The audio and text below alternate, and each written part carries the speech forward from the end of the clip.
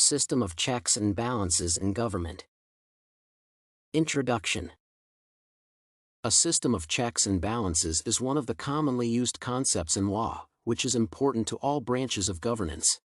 According to Gratton and Morelli, the system allows the executive, legislative, and judicial branches to avoid the abuse of authority and stay equal. The systems of checks and balances apply to constitutional governments where the powers are divided into different sectors, and the United States is one example of a government that follows the concept. Even though the system requires a lot of time to approve decisions with the Parliament, every governmental branch stays under control, and everyone does their job. Separation of powers, in this case, is successful and stable across the law industry of the specific constitutional country. Discussion.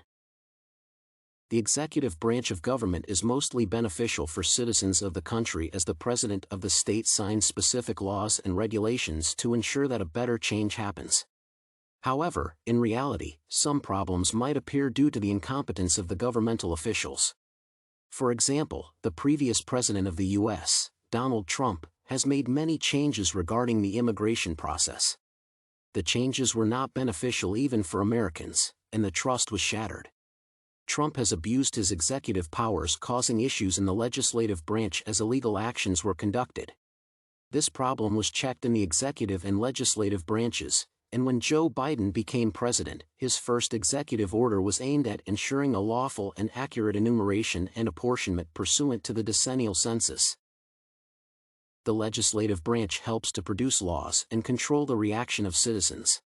The system of checks and balances allows the legislative power to control presidential elections, budgeting, and impeachment of government leaders. This branch can check the performance of executive power in the financial sphere. While the executive branch controls the legislative division's ability to exceed the number of components, the legislative branch can follow the preferences of executive power and mention when they go above the standardized expenditures. The legislative branch can be considered the most important as it regulates the Supreme Court and stays the most valuable when problems with presidents occur. Consequently, it is important to control this branch to ensure that no further issues arise in executive and judicial powers. The judicial branch is related to both types of governmental sectors and can be applied to various cases of abuse of laws.